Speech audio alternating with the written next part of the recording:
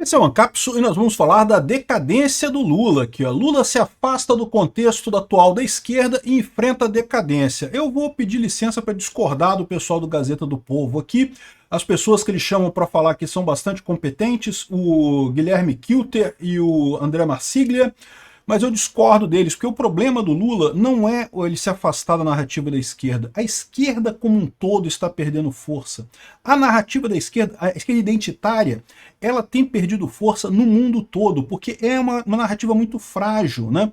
Agora, o problema do Lula é justamente que ele não sabe o que propor. E ele está querendo se virar agora, o pessoal está falando aqui, para a questão da segurança pública. Você consegue ver o Lula com uma imagem de forte na segurança pública? Ele e o Lewandowski, bota o Lula e o Lewandowski na frente, e, meu amigo, o pessoal que rouba velhinho na rua aí fica até feliz de ver, dá para roubar uma carteira, bater a carteira dos dois ali, dois otários, né?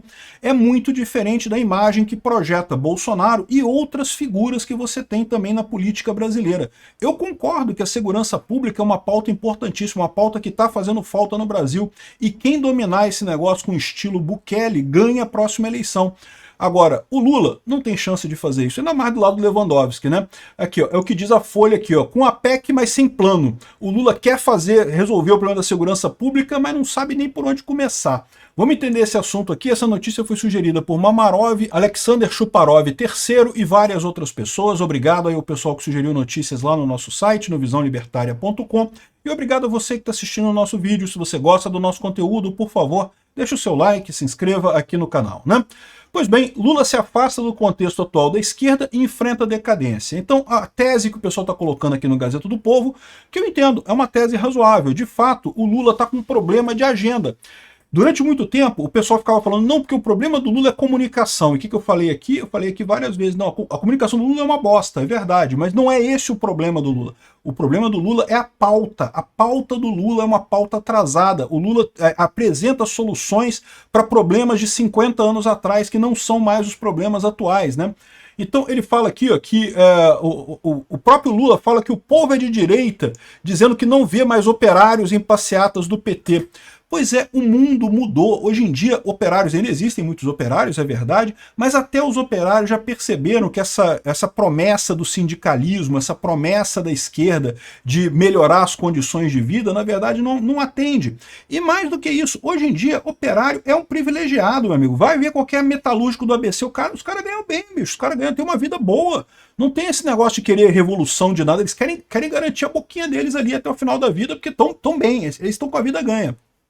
O problema é o resto do povo brasileiro não tem emprego em fábrica para todo mundo. E não vai ter, tá? Porque mesmo que venham mais fábricas para o Brasil, cada vez mais as fábricas são automatizadas, usam menos empregos. Então, assim, é o tipo da solução que resolve o problema para uma pequena parte da população, mas não resolve o problema para todo mundo.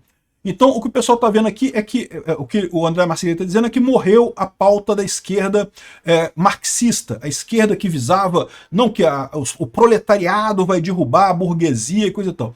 E eu diria para você que essa pauta já morreu lá em 1990, né? Que no Brasil, sabe como é que é, né? O Brasil as coisas são mais demoradas mesmo, demora a aparecer as coisas aqui, mas no mundo inteiro, em 1990, quando caiu o Muro de Berlim, morreu o comunismo no mundo, morreu. Não tem mais lógica, ninguém mais acredita que o comunismo traga respostas para os problemas do mundo, né? Ficou evidente para todo mundo que tudo que tinha na União Soviética e em Cuba também era propaganda. E olha lá, de resultado prático mesmo, essa ideia de uma decisão centralizada, de um governo central que aloca os recursos adequadamente, né? De cada um conforme a sua capacidade, para cada um conforme a sua necessidade.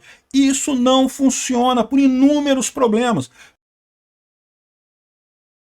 Primeiro, porque você tem um problema do incentivo. A pessoa que é mais capaz, que produz muito, ela tem que ter incentivo para produzir. Se você tira o incentivo dela, ela vai ganhar só o que ela precisa, não mais o quanto ela conseguir, ela vai trabalhar menos, né? Ou seja, você tira o problema do incentivo nessa história. E da mesma forma, a pessoa que precisa muito, teria que correr atrás, ela tem que ter incentivado a trabalhar.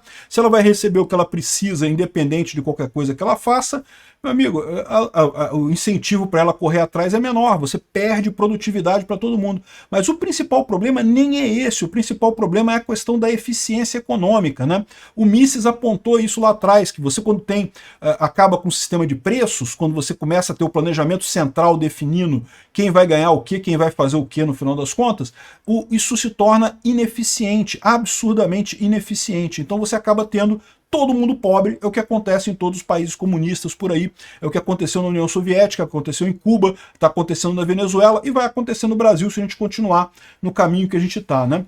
Então, ou seja, essa parte da esquerda comunista, isso já acabou, né?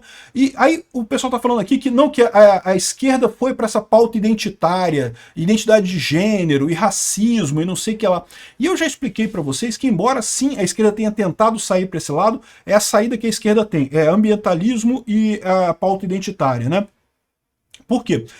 Lá no primeiro mundo, na Europa, nos Estados Unidos, quando acabou o comunismo, esquece, não tem mais esquerda marxista. Essa parada de revolução do proletariado só tem hoje na cabeça de estudante de história, de federal, que ainda fica masturbando com essas coisas, porque não tem mais na prática, né? Todo mundo já viu que deu errado isso.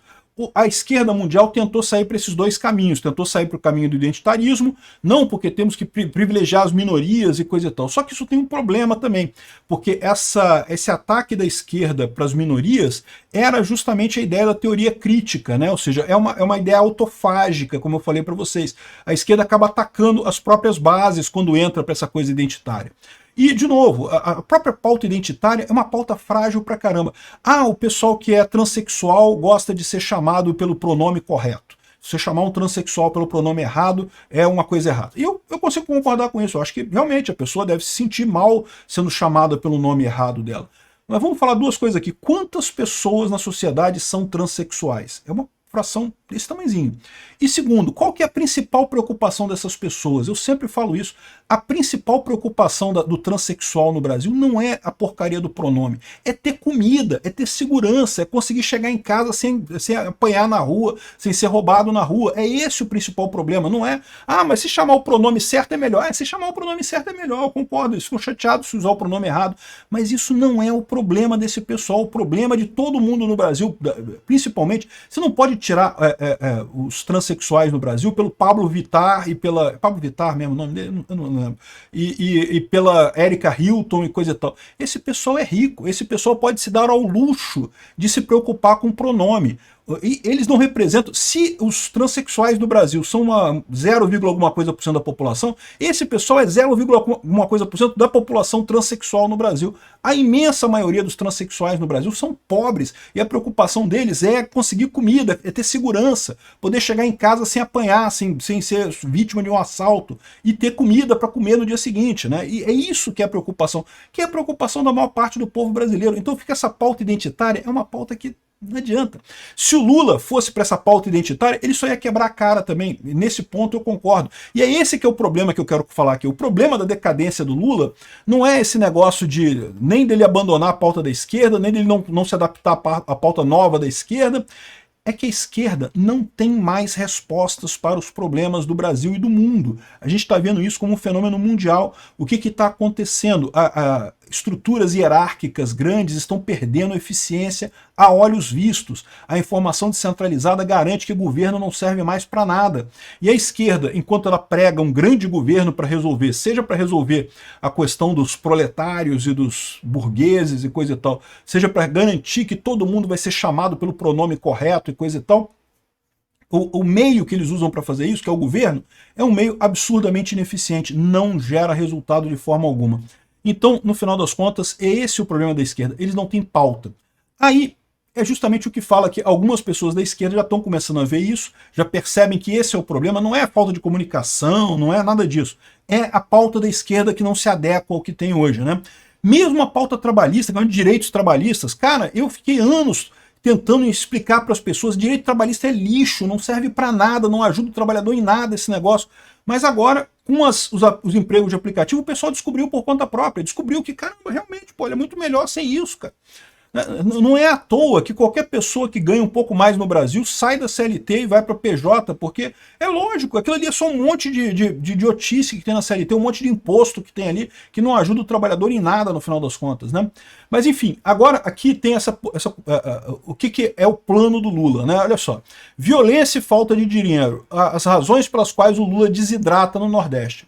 O Lula está perdendo força no Brasil todo. No Nordeste, o Nordeste era a grande reserva de eleitores do Lula, né? Onde ele já tinha muito eleitor por lá. Por quê? Né? O Nordeste, naturalmente, ele tem uma massa muito grande de gente, uma massa de gente pobre, principalmente no interior do Nordeste, então isso realmente costuma demorar mais as coisas a chegarem lá. E o Lula está vendo agora que ele está perdendo essa massa, né? O Bolsonaro foi lá no Nordeste, foi bem recebido em um monte de lugar. O Bolsonaro, o pessoal gosta do Bolsonaro lá. Então, ou seja, e de novo, o Nordeste é profundamente conservador. Quanto mais o Nordeste começa a entrar na discussão política, mais ele vai para o lado conservador.